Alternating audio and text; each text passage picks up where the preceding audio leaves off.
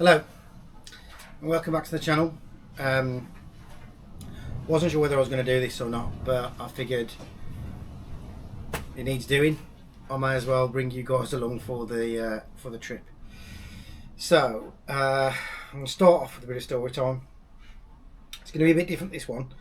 This is not Land Rover content, it's not bushcraft content or whatever. This is going to be the start of probably a bit of a series. But I thought I'd start off with some story time.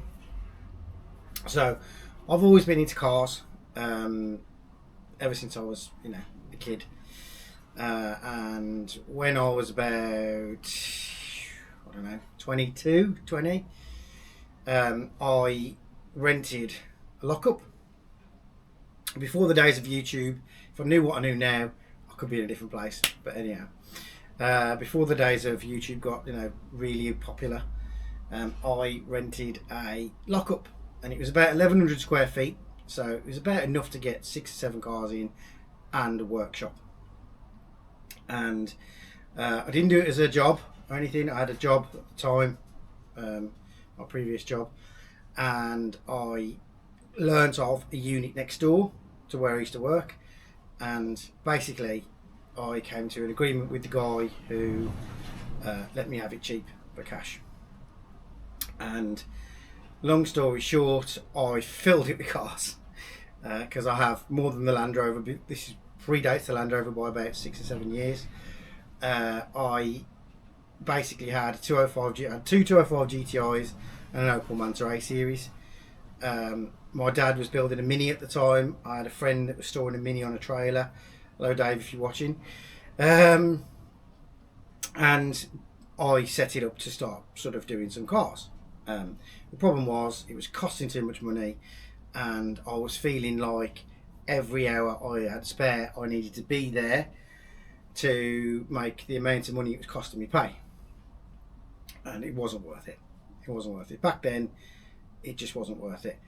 It was costing me about 400 quid a month, I think it was. I mean, talking about 2010. So you can imagine that was quite a substantial amount of my monthly income in at the time. And basically there was a change in government at the time, and they changed it the way that they process empty buildings. Obviously I wasn't a business, so I wanted not to be paying rates. And anyway, the new government came in and they imposed straight away, because there was a worldwide recession at the time, or we were in the midst of a worldwide recession, they basically imposed empty commercial buildings needed to pay rates, and he was going to have to pass that on to me. So I couldn't afford it as it was. It was stretching what I was doing. It was affording what I was being able to spend on the cars, and I had to sell up all my projects, or a few of my projects, and basically move on. We had a camper van in there, a T2 VW camper. There was a Mini, and obviously there was the two 205s and my friend's Mini, and there was also a Humber Hawk that we were planning to hot rod at the time, and the Opel Manta. And anyway, we sort of put all our time into the Mini because that was the closest to be finished, and we got it finished and sold up basically. But that left me with a load of tools, a load of workshop space I needed, and nowhere to house it. So this is my parents' house basically, and in the back garden there was always a garage. It was my granddad's garage, and it was in a state of disrepair. I think it was asbestos possibly, or asbestos cement. Anyway, it was in a state of disrepair. It was falling down basically.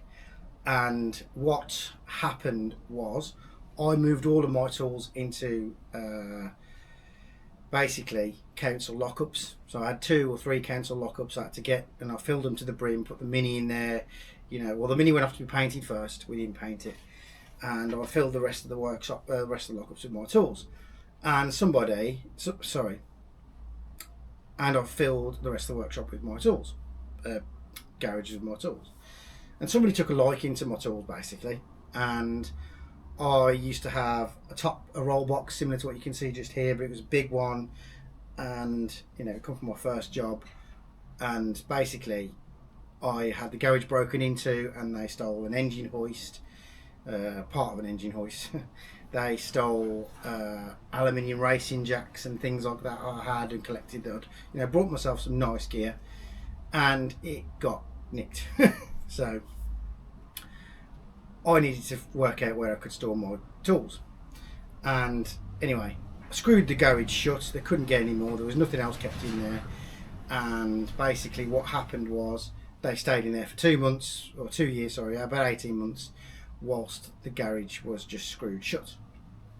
Now, in the time, I decided that we were going to take the garage down that was here, and obviously get it disposed of accordingly, and we were going to build a new, slightly extended garage, the one I'm in now.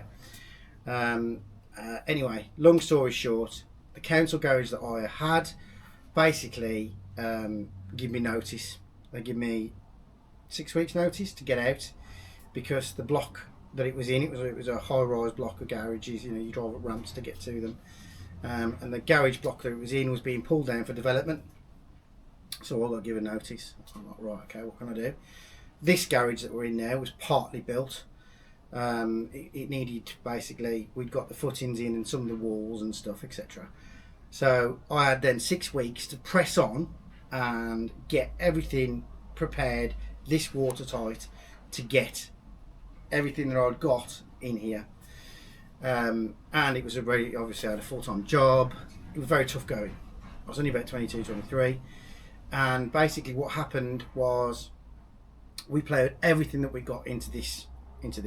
So for instance, the beams, all the electrics, the lighting, the roof itself at the time, the concrete floor had to go in, all of this stuff cost a lot of money, and we got 6 weeks, so it was basically one paycheck to get it built. And it was me and my dad just on our own, and we rattled through and built the garage. Now what happened was we moved in, made it a workshop, built all the storage, moved a lot of the tools in. There's a compressor, welders, things like that, where we were doing repairs on cars. And I was doing a Manta project, which the camera's sitting on now, and my dad was doing some repairs on his T25, hence the various bits and bobs in here. And basically around about 2018 we had quite a heavy summer in the UK, and if anyone remembers it, it was, comment below if you do, it was about 30 degrees for about 3 months, 2-3 months. I'd never known a summer like it. It was absolutely rampant. All the fields were yellow, and basically this used to have a flat roof, and on the flat roof it was built of OSB straight to these decks, these beams. It was a flat deck, and it was felted over the top of. And with the summer that we had I think it's about 2018, I didn't realise that the felt roof was so hot, because it being black, it had shrunk. So we got about 3 or 4 strips of felt the whole length. It was all glued together, and it was glued down, and basically what happened was it shrank, and it basically tore the edge down the side. I didn't realise this at the time. So about 12 months passed. I'd stopped working on the Manta. By this time I got the Land Rover. I got all new friends, Rich, Stu, Pete, all the crew. We were doing camping every month, and I was too busy to be working on cars basically. And I was putting all my spare time into the Land Rover and making it what it is today. So I wasn't in here, and basically I happened to be in an upstairs bedroom at my parents' house, looked out, noticed the state of the roof, and I was like, Christ, what's going on? So I sheeted it up with tarpaulins.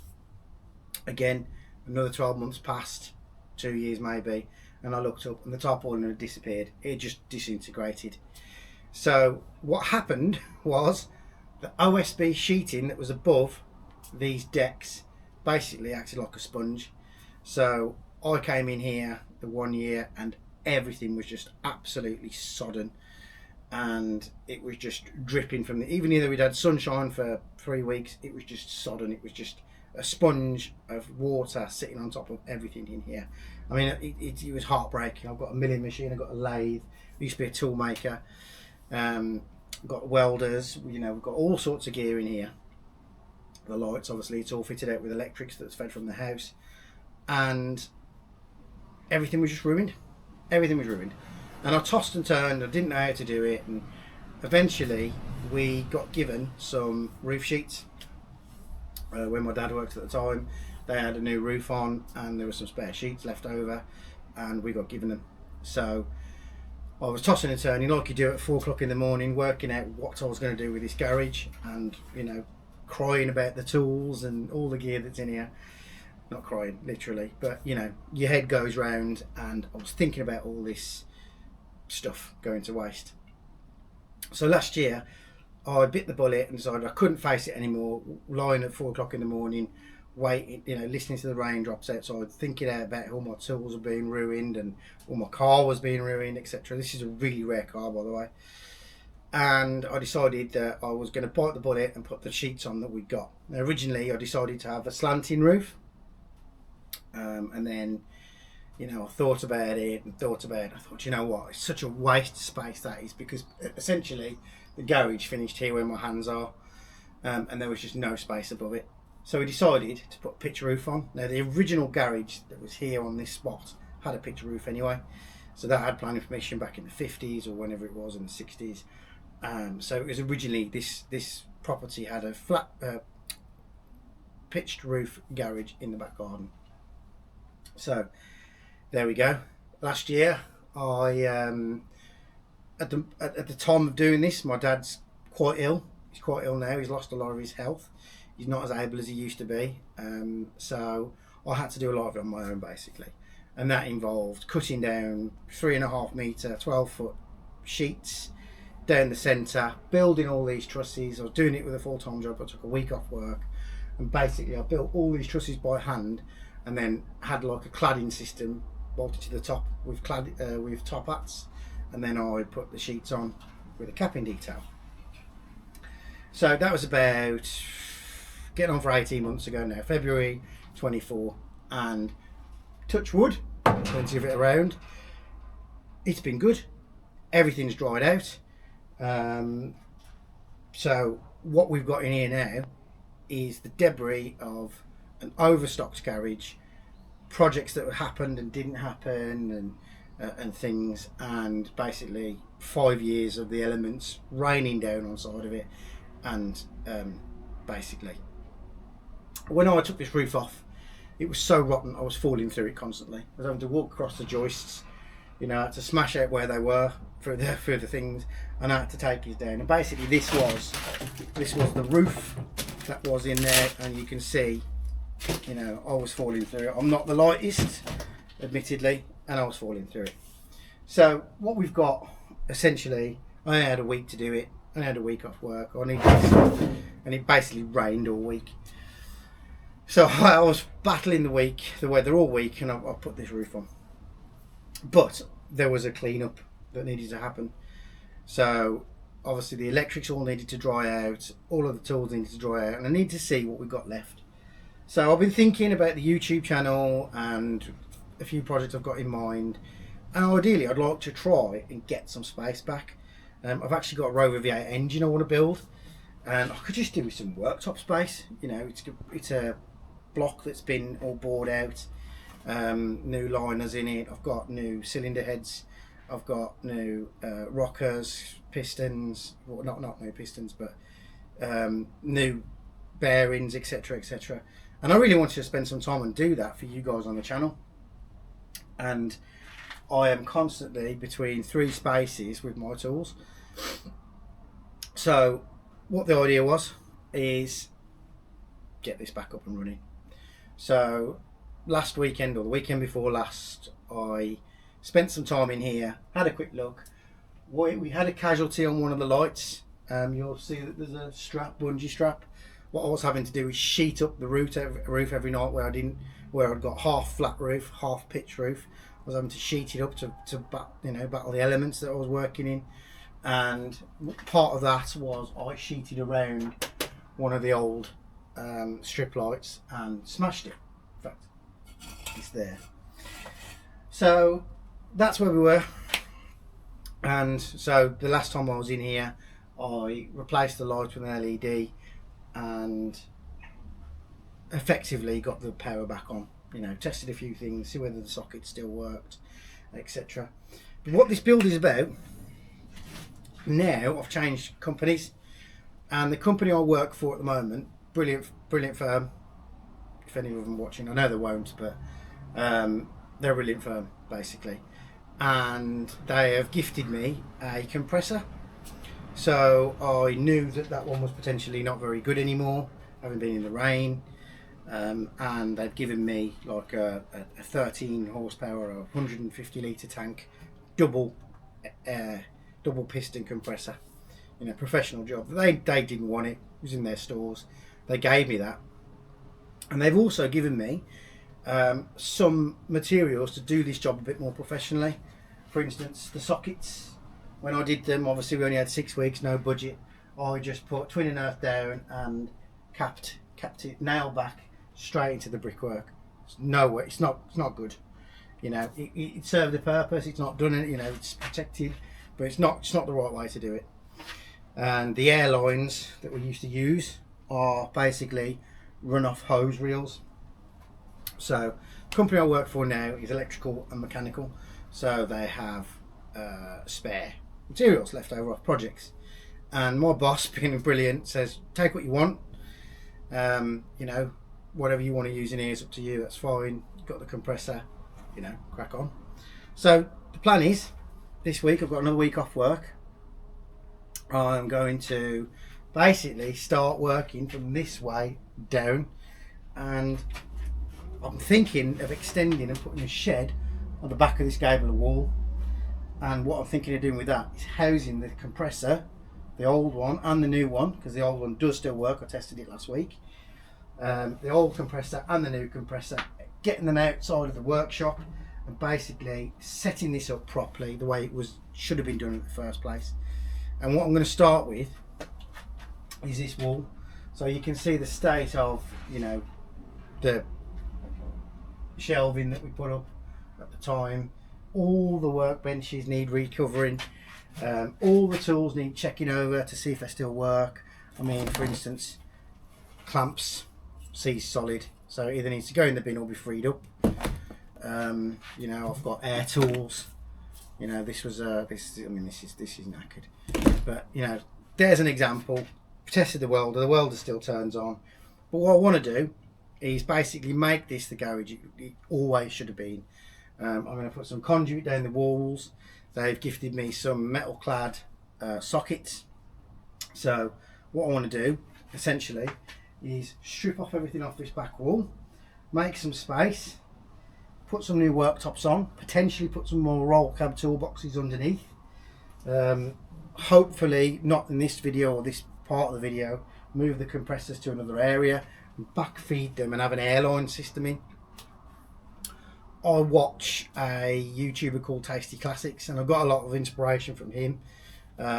He'll never watch it, but who knows? I'm going to meet him in a few weeks, so I'll tell him, and maybe he'll give me a shout out and you'll be able to see it. But the inspiration I got effectively was pallet wood. So what I'm going to do is clad this back wall in pallet wood. I'm going to have the airline, which is copper. I've got some brand new copper from, well, not brand new, spare copper from work, that I'm going to basically have an airline system plumbed into the compressors and have a few points around this garage. Basically, I've got, for instance, I've got a plasma cutter, you know, that needs an airline. I've got a blast cabinet. I've got obviously the air tools that may or may not be salvageable, and you know, all of those want a good, you know, I want to be able to do things in here and eventually kick off this Manta project again. You know, this Manta project is quite something. You know, you'll notice behind me there is a cam cover, 10 points if you know what that is. Comment below. But basically, it's got a Cosworth YB in it, which is Sierra Cosworth, Escort Cosworth. It's a two-wheel drive version, and that's what's sitting in this bonnet. This is the reason why I was crying, or not crying. This is the reason why my head was going at 4 o'clock in the morning, because I've got an engine in this car that's probably worth £5 grand. You know, rebuilt the turbo before it went on here. It's quite something this car is underneath, or it's got the potential to be. This car's had an axle swap. It's got a limited slip diff in the back of it. You know, it's going to be eventually one day a piece of kit, and it'd be nice to, you know, bring you guys along with some of that. So what the idea is this week, start clearing out. You know, I mean, I've got old roof everywhere where I was just dropping it inside so I can just get it on and get working with it when I was falling through it. So clear out some of the old crap. This is all stuff that was on being used in the old projects. You know, I've got radiators that was coming off this Manta. That was a changing decision. You know, I've got brake calipers, all sorts of stuff basically. So what I'm going to do today, I've got to take a quick break shortly, but what I'm going to do today is essentially start stripping, moving some of this stuff. I mean, that is a sheet metal bender. You know, we were doing fabrication work on this car, lathe, miller. I'm going to strip some of this off, clear it, try and get some worktop space back on there, and essentially start from this wall backwards, putting some cladding on, making it look nice, making it look like a nice backdrop for filming as well, and essentially working my way through it. I will do upgrades on the lights. This is LED, everything else is fluorescent batten. So I want to do things like that, and I thought, do you know what, I'll bring you guys along. It probably is not going to be like one of these super duper, you know, my workshop series, but it's something. So that's where I am. That's the reason why things are how they are. That's the state of the garage as it stands at the moment. And yeah, apologies if it's not the usual Land Rover content. I know I put a little poll out with some friends and they wanted to see some stuff. You know, especially doing things like this, people don't show you how to set up a home workshop. And to be honest, I've never had it. But you know, I've got roll cabs. I've got 2 roll cabs apart from this one. I've got a welding bench. You know, I've got another 2 welders. I've got a TIG welder. You know, I always wanted to teach myself TIG welding. It'd be nice to set this up properly so I can plug things into the mains rather than run off extension leads. You know, and like I said, just try and work a bit nicer. I mean, there's a 1960s Vespa sat there that shows you how much stuff's in this garage. You know, I've got some Mark 1 mini doors, the Land Rover doors, but the idea was, having the roof how it is at the moment, I've got now an extra storage space, so all of this crap that's in long-term storage can go up there. You know, eventually I want to put new doors on the Defender. I could use these, reskin them, fix the frames up and fit them on. You know, it's been an 8-year project, that has. So I've got bits. There's an old bonnet there that needs to go in the scrap. So yeah, that's where we're at. So stay tuned, guys. I'm going to start off with just basically some clearing up. I'll probably put you on a time lapse. I've never done a time lapse before, but I figured, you know, I want to try and learn this stuff a bit better. I'll probably put you on some time lapse of me actually moving my way around, starting, and seeing where we end up with at the end of the day. Like I said, I have got to pop out for about an hour in half an hour's time, so it's just going to be a case of you'll see a bit of a later start this today. I've got to get some materials. I've got some of the pallet wood stripped down. I've just got to start moving around basically and working it out. But I think the first start is clearing some of this space, getting some proper worktops back on it. So I've got some plywood from when I built the gable ends on the roof. Get some plywood back down and get some things on there and get some of this stripped off. Put maybe some temporary storage up there so we can get some of this stuff up there. I mean, up here I've got a Kango. I've got a Kango when I took out the footings and, you know, dug it all up. I've got a Michelin man. He's probably worth a few quid. Got a Michelin poster there, and you know, things like this, spares. Opel Manta A series clocks. God knows if they're any good. So I'm gonna go and do what I need to get done, have some lunch, come back and make a start. And I'm going to start with clearing some of this floor. Well, I've got my dog with me this week. Like I said, I'm meant to be at work. I've had some time off, so I'm going to get lost in some numbness basically, And yeah, so keep tuned for the rest of the video, and we'll see where we get. Thank you.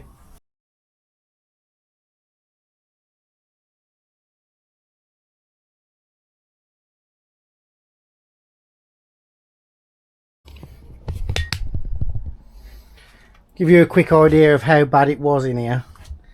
This is my fixings tray. Now that had a lid on it and it's still full of water.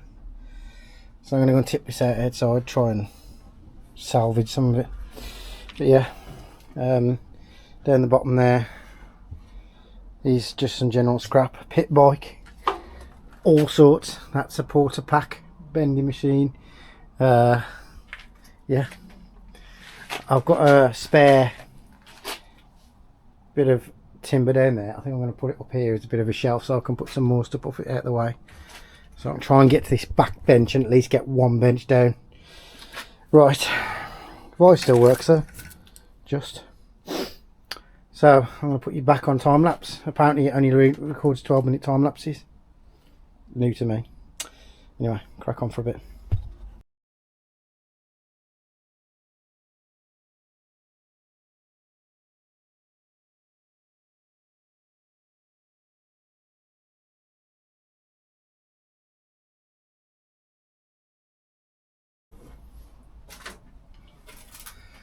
Welcome back guys, sorry, different day. We are doing some other works in the garden at the same time, so I'm trying to help out my sort of elderly folks. So hence why I sort of quit this yesterday and then did basically some work in the garden. So where we left off yesterday, you probably just saw me pull the old sheet off. So what I've just done off camera is just give that bit of a linish off a little bit because it was a little bit rusty where the vice was. Nothing major, just to get the surface rust off really. You won't see any of that anyway, and if you do, I can always paint it when I've got more time, which will be never. Yeah, I had to grind off the bolts where the vice was bolted in. The old wood was bolted down too with coach pins. So yeah, I've just been out and cut a length of new top for it. So basically I had to, well yeah, cut it down with the jigsaw, no point filming that. And now I need to lift it in place. We had some, when I did the gable ends, I had some plywood left over, so I didn't really sort of warrant buying new, but it's slightly delaminated a little bit. But I might even get some sheet metal over this so I can ground the bench if I ever want to do welding on it. So possibly, who knows. It's one step at a time. So I'm just going to go and lift the new top in and get it in place so you can actually start seeing it go down. I'm going to put a bolt in each corner, 1, 2, 3, 4, and then obviously the vice will be bolted through. I don't think I'm going to bother bolting the folder back down because it's ruined and it was never much cop anyway. So I'm going to leave you rolling. I'm going to go and get this piece of wood and lift it in so you can start to see things happening rather than me just getting covered in spiders and stuff.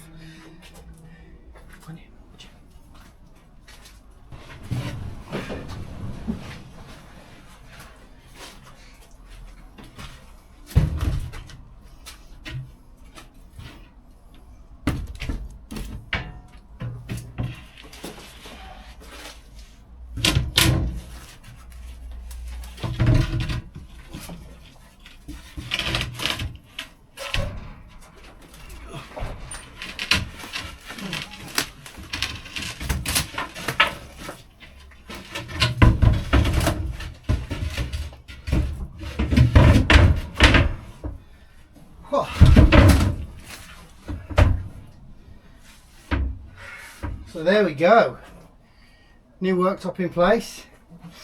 Like I said, might give it a bit of a rub down, but just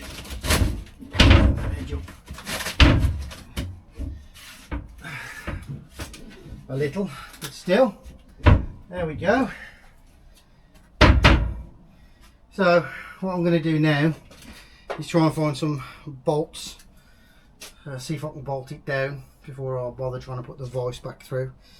Yeah, so I'll bring you back when I've had a little sort through, and what I'm going to do afterwards is take some of this outside, this old scrap, and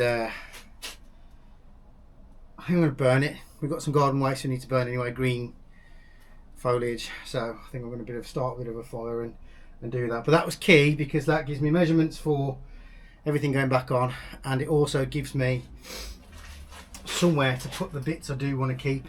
Not sure what I'm going to do with this blade. It is seized solid, but it was, to be honest, it was a bit of a paperweight anyway. I think I used it once, so I might just plonk it back in place for now, just to straighten the wood out, maybe, if anything.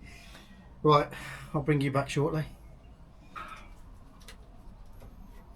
So, I haven't got any coach bolts. Well, I might have, but they're over that side and I can't even get anywhere near it. So I'm going to use roofing screws for now.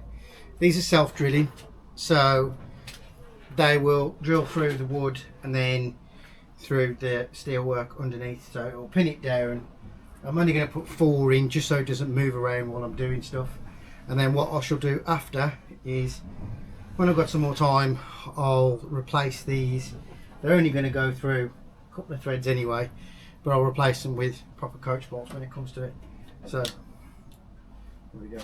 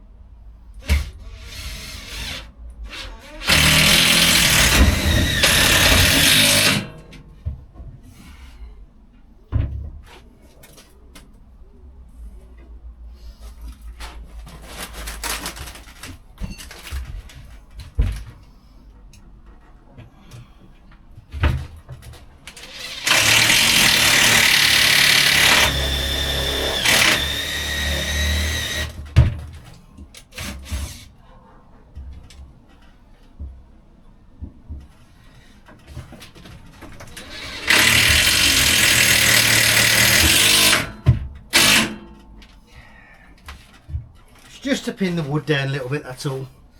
Right, now I'll probably stick you on time lapse. I'm going to wrestle this lathe back in place up there, out of my way, and then I'm going to get some of this wood outside. Right.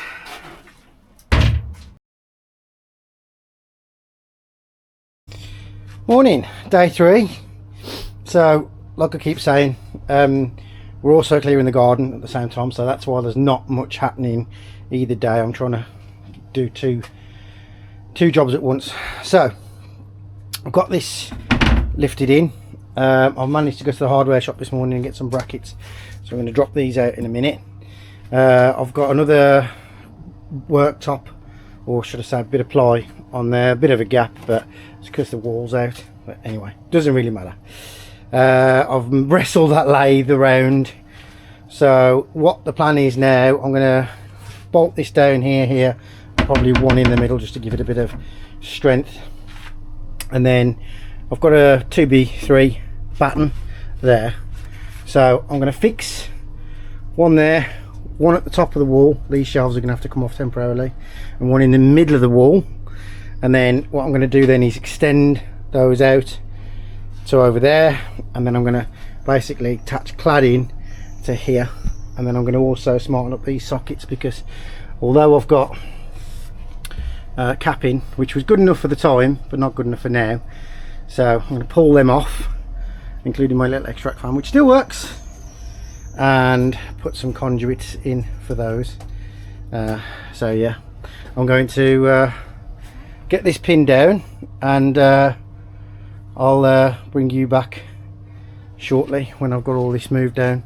I've also put some temporary boards up top. I'll go do the same again up here, so all that stuff's going to go up there for now. I've got a shelf of rusty items that need looking at. I've got a couple of my old tools soaking in some penetrant to see if we can revive them, because you know, things like welding clamps, that might be 10-15 quid's worth there, who knows. And it doesn't need to be shiny to work, so I've got them soaking in penetrant. I've got some WD-40 and some plus gas. Yeah, this thing's sea solid, but unsure what to do with that. The miller also doesn't seem to want to work, but it might be the fuse has gone, same as the drill. But we'll see. We'll see. Just a quick look on the rest of the garage. There was a load of land. This is all shit to go, by the way. There was a land. This is all shit to go as well. There was a Land Rover, Harford Land Rover in here with 2 doors, a bonnet and a boot. The scrapman had those yesterday. That's the Opal Manta. That's my temporary rotten workstation, and this was all full of stuff as well. You can just see Honey and Rosie in the background. So you know, it's a work in progress, but we're sort of getting there. You know, I know this looks like a load of shit, but to be honest, most of this will be in the bin anyway, and underneath that's car. So there's a few tools and stuff, but that's what we've got this extension for at the top. So we're going to get some boards up there like that and get all this crap chucked up top, and I might have this as a bit of a display shelf. We'll see. I've also got some extra lights I found. Now you can't see them behind this toolbox. There's some big, like, sort of cowshed lights. I'm thinking about hanging those up there off the, put a little beam in between the two, so I might do that, wire them into these so we've got a bit more light in here, because it is a bit dim. But anyway, right, I'm going to get some more work done, get these pinned down, get that temporary board up there, or 2, get all that crap moved off up to there, and then start disconnecting this stuff. I'll probably film the disconnecting of this stuff so you can see what I'm doing. See you in a bit.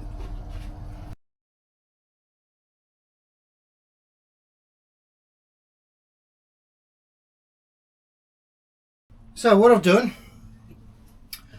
I've cleaned off, disconnected, got rid of all the old things, and I'm using 3x2 CLS for studding effectively, and I've just gone through with the 6mm and I've just piloted some holes so I can mark the wall where I want drill bits. I want to try and get as many fixings as I can, because the whole point of potentially cladding this is so I can screw stuff to it, you know. I want it to be nice and strong. Sorry, my dog's just being a bit weird.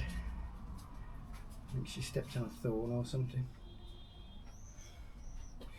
Yeah, so what I'm going to do now is mark this up top so I know where it is, and then I'm going to pull it off the wall, drill all those holes, bang a load of raw plugs in, and then go along and screw all the screws in so that's nice and secure. I've got 1, 2, 3, 4, 5, 6. I've got 6 screws, so you know, I'll be happy with at least 4 of them. The walls are not the best. And then I'm going to do a mid-level one, and then I'm going to do a high-level one. And the idea is, once I get the cladding started, I'm probably going to have to do a bit of a framing around the extract fan in the corner, but I'll try and incorporate that into the middle rail. So yeah, right, I'll bring you back. Well, actually, I'll leave you recording while I mark this up and drill these holes.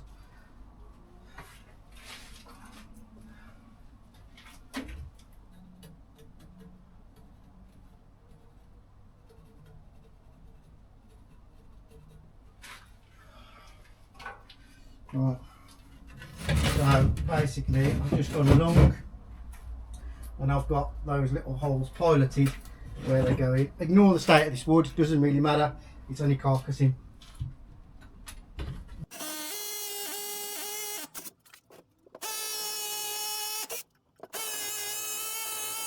Gotta say, Parkside Tools, I've had this probably 8 or 9 years. I've done all sorts of jobs with it. Decent drill bits. 20 valve, 20 volt, and it is spot on. Right, crack on.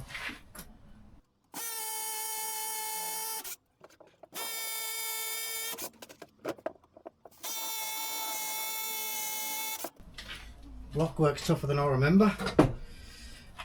So, and the wall plugs in.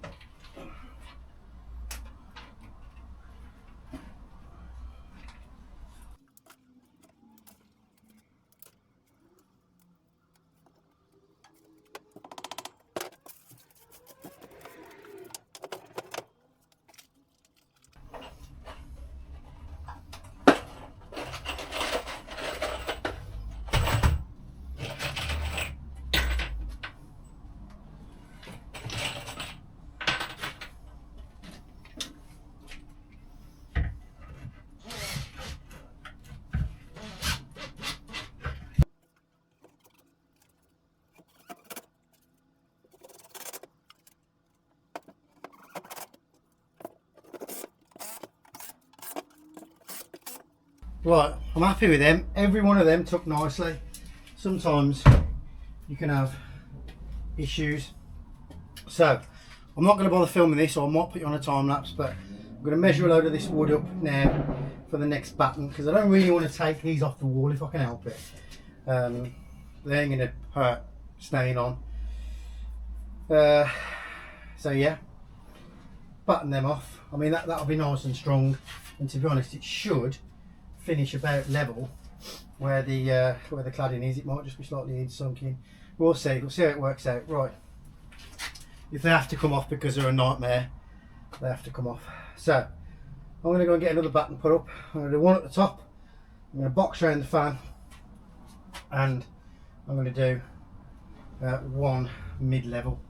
So I might pull these sockets off now because they've got to come off sooner. Well, have they? That one certainly has. That one's got to come off the wall. That one's doing the extract fan, which is causing a bit of air movement, because believe me, I need it, I'm dying. So I'll pull that socket off, get another batten mounted up, do it around the fan, and then I'll bring you back once I've done a bit of that, so you can see me start the next sort of, I don't know, mid-level or something. I'll see you in a minute.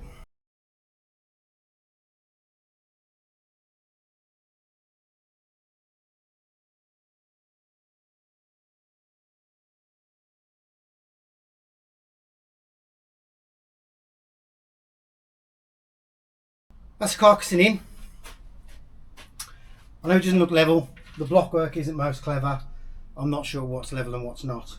To be honest, the carcassing is a bit off level, you know, anyway. So the block work, I thought the block work was level, to be honest. No, block work, whatever. It doesn't matter. That's all going to be behind the cladding anyway, so I don't think I'm going to bother putting in a piece up there. I might do, we'll see. That one's off kilter at the bottom, but again, doesn't really matter, because what I'm going to do is start from that side and work this way, and yeah, I don't know whether I'm going to frame round this yet. I don't know what I'm going to do with that. That's a duct for the log burner. Yeah, so what's next is I'm going to go for a break, walk the dog, feed the dog, come back and actually start cladding it. So this afternoon I've been doing a bit of both in the garden and in here, obviously, what I've been saying. So what I'm going to do is give this a good sweep off, start from that one end and work backwards with some cladding after I fetch some nails out of it. Yeah, because it's pallet wood. So yeah, I know it's not the greatest, but it's meant to look rough and ready. I don't want it to look pristine. It's not going to be one of those, you know, Instagram perfect garages. I want this to be industrial look. I like the industrial look. So anyway, I'll bring you back this afternoon. I don't think I'm going to show you me fetching nails out of pallets. Yeah, and we'll see how we go. The pallet sections are 1 metre, so you probably won't see the tops of them. It's going to stand up about 70 mil above that top rail. So you probably won't see the tops of them from there, but yeah, I might set a laser up and do some measurements before I start. I don't know whether to start from the inside and work out. I don't know, we'll see. I'll have a little think about it while I'm walking the dog. Right, I'll bring you back in a bit. I've marked out the middle, I've set the angle, I've got the level on it, that's got a nice level. I'm now going to measure off 50 mil either side, and that'll be the first edge of the wall. So I'll probably leave you on record a second while I do that.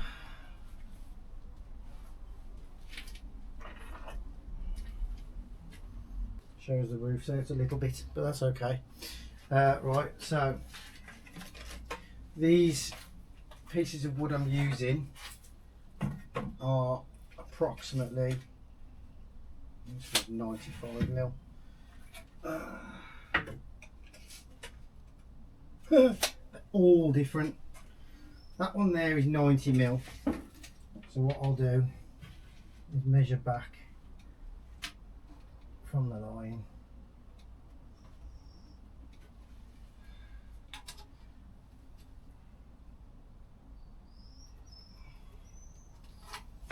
And that should give me my measurement. Hasn't got to be exact. Nothing in this garage is exact.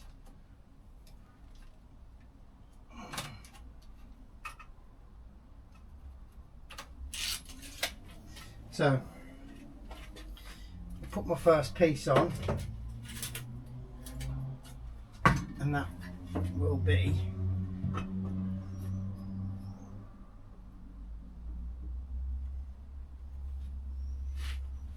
where it sits and what it'll look like. I'm actually going to turn that around. It's got a bit of a naff edge on that.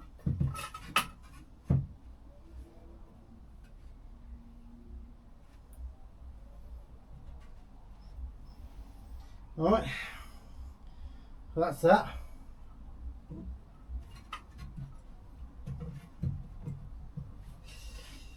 Set the first one up. Just using what I've got screws wise.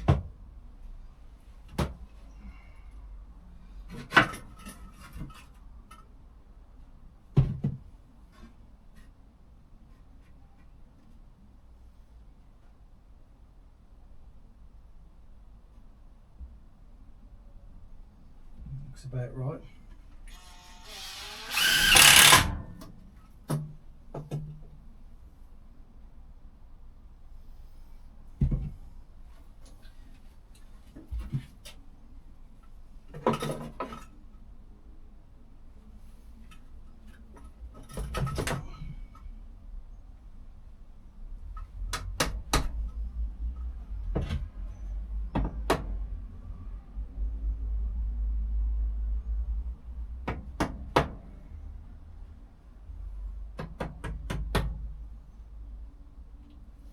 There we go. That's level. That's the centre. You can see the laser line on it. So I'll put some screws in this now.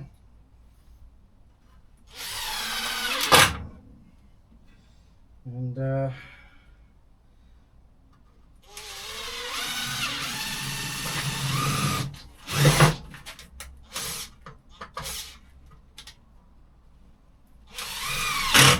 what are the chances of that? That can now go off.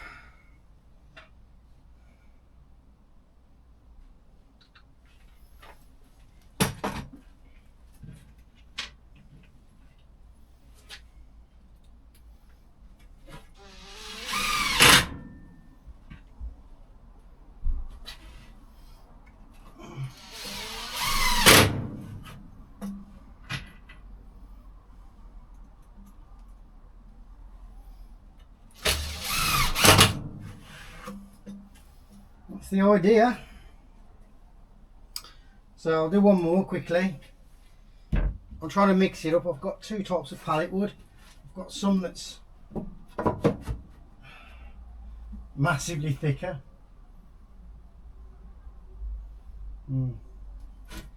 Maybe not a great idea using them ones.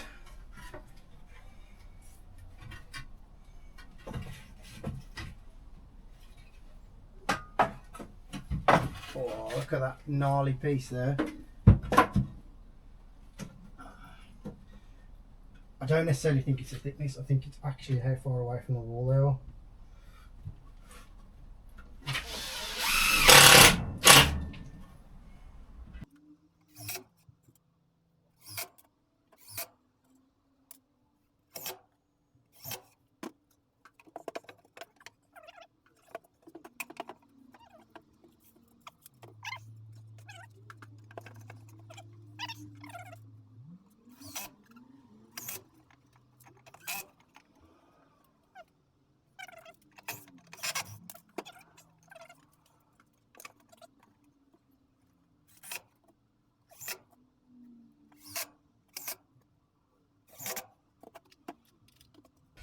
Well, what I'll do, I've run out of that little box of screws. I'll put another screw in that, and then I'll probably set you up on a time lapse and I'll start working my way out. Thank you for watching so far.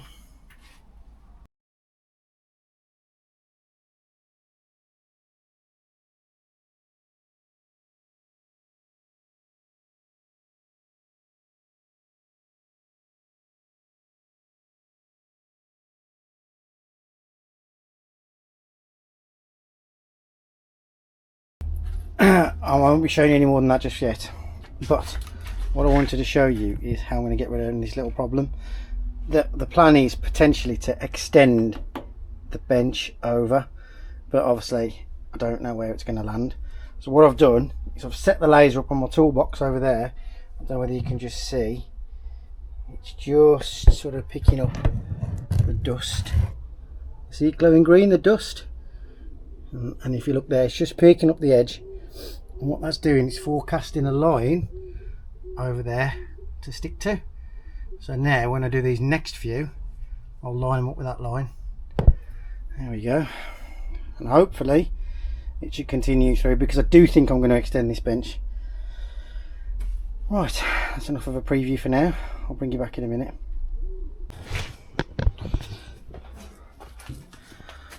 And there she is. Look at that. How good does that look? Now just to chop some conduits down to refeed the new switches that are going. So I just need to make sure I've got a height. They're going to be a bit high because unfortunately the wood is about 100mm higher than what the wall was, so that's pulled them all up 100mm. But it doesn't matter, it's a workshop, it doesn't matter. So I'm going to work out a height for them now, probably based on the shortest one over there, and then cut some conduits, screw them up and see how we get on. That's that for a difference. Don't worry about the gap around the flue thing, because I've got an idea for that. I'm going to have a plate made to finish around it. But yeah, I wanted to cut it larger just in case I do use it again and worry about heat in the wood, etc. So there we go. Anyway, it's good, isn't it? I'm really pleased. So thought I'd give you a bit of a change of scenery. What I'm doing is, I'm no sparks by the way, electrical conduit, and basically if it gets any cuts or bangs or knocks, it's a lot more hardware-y than the capping that was there previously. So the idea is, some of this has come out of scrap bin at work, but basically what you do is you have brass bushes, which obviously are designed not to rub on the cable, and they screw into collars on the end, and then in between that collar and the brass bush is what they call a metal clad switch, which is basically, I'll show you one in a minute. But the first thing is I need to cut these down to length. So I've measured it up to the top. It's about 580mm I can get away with, which is pretty much the line of where it sits now. So what I'm going to do is get the old grinder out, mark up 580mm on this, slice him off, and then hopefully dress it a little bit, and then screw it to the wall. How they screw to the wall is these little saddle clamps.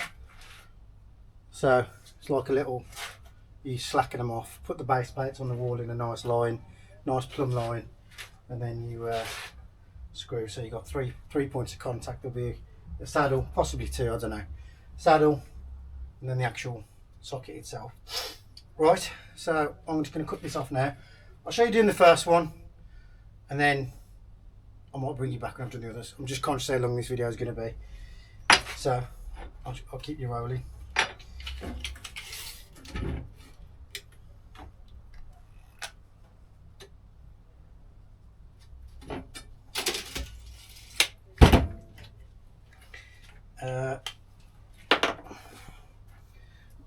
Sod's law. Cutting blades. I haven't got any. I mean, you wouldn't think you'd need them, but obviously you do. So I've recycled 2. That's what we're down to. But anyway, I've got a brand new pack somewhere. I just don't know what I've done with them.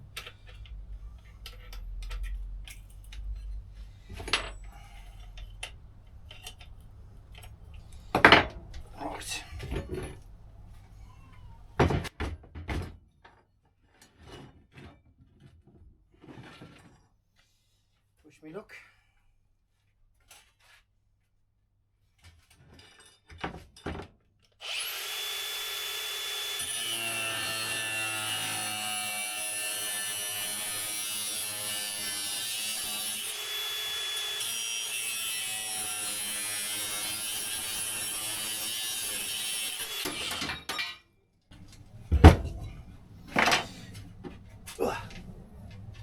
So that's that chopped off. Won't throw the other end away because you can buy a die and basically you cut a male thread onto them. So I'll keep that for now. It's also good for leverage. Right, now I need to try and dress that up a little bit better.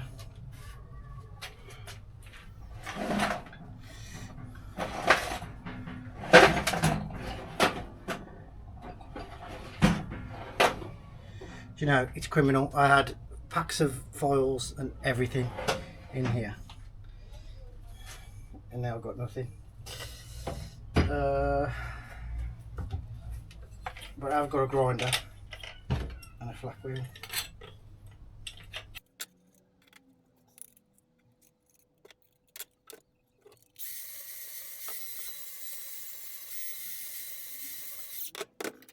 Well, I'm gonna it's actually pretty good. Just need one of those deburring tools, which I haven't got with me. Right, I'm gonna deburr this and I'll bring you back. So that's the conduit box. It's got these little knockouts on them, and what you do, you get your knackered screwdriver.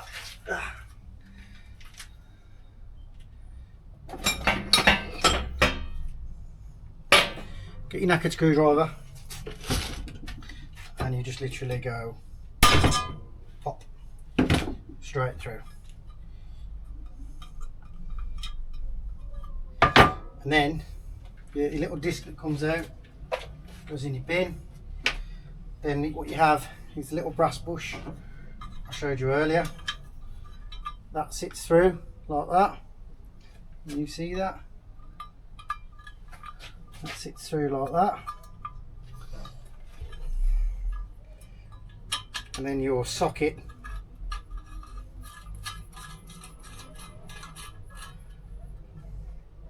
goes over the top. And that is a nice sturdy way of doing that. And then saddle clips.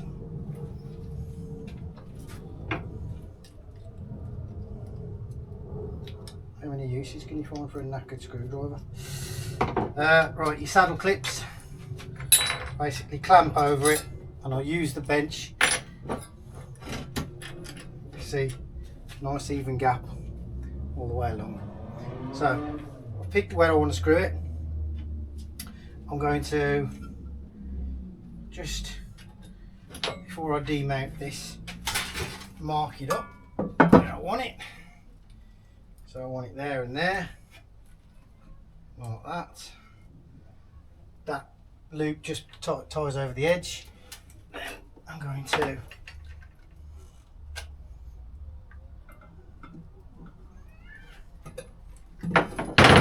put a screw in it, fix it back to the wall, and then level it.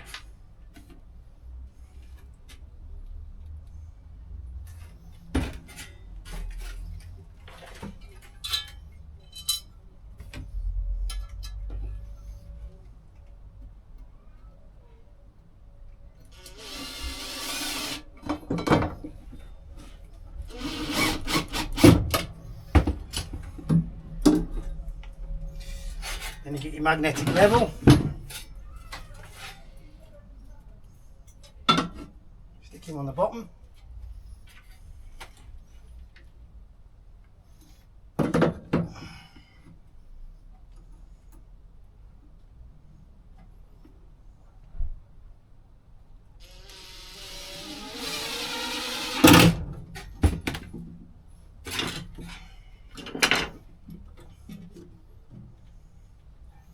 There we go.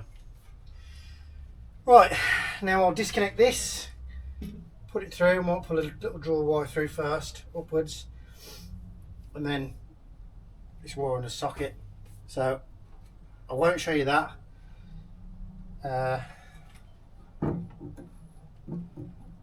Will I? Nah. Right. Just realised I haven't put my little socket in. How do I do that then?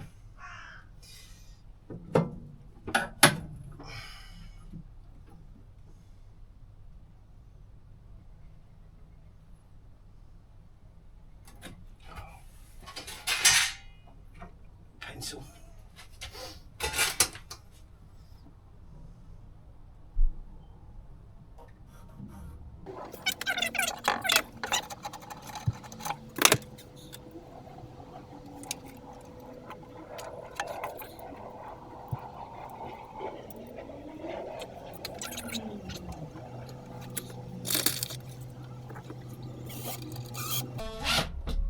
Haha.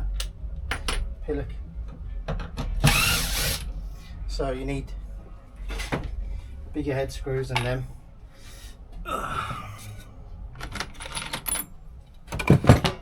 Here's some more recycled earlier.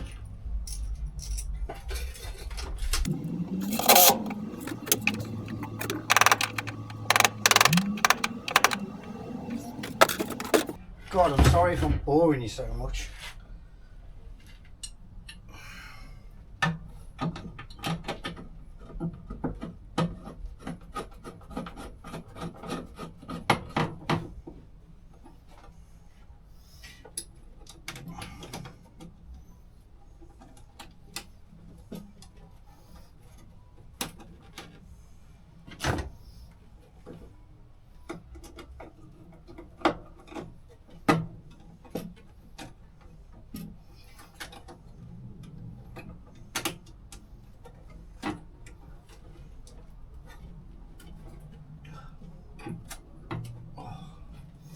Just wind them out properly, son.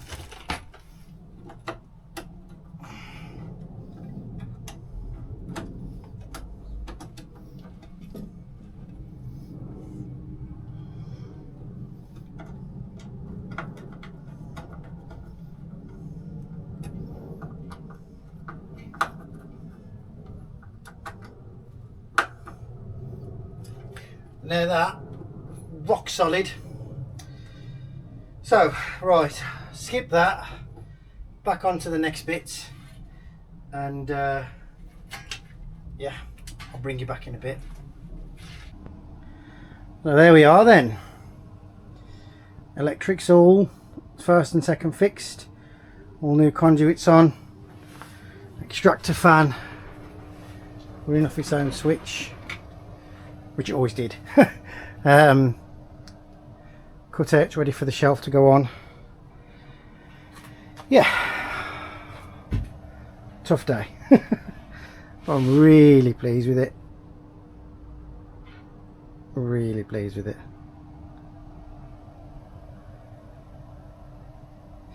So tomorrow I've got to put some time in the garden because I haven't done anything at all today.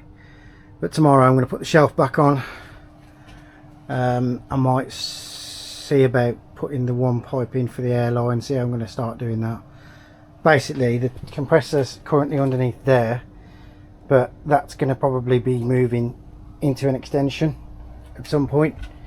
And what the thought was, have a nice copper pipe come up and then basically tuck to the joists and run along, or maybe even that side because there's all wiring on this side. So there we go, little by little, but still. Right, I might bring you back tomorrow and then probably wrap that up after that. See you in a bit. Thank you for watching. Morning guys. I've been doing a bit of thinking, and obviously this video is probably going to be quite long and lengthy, and there's not masses that I'm going to get complete in the video. So what I'm going to do is probably break it up into segments. I want to do the compressed air line, and I do want to do the rest of the electrics going through, but I need to make more space.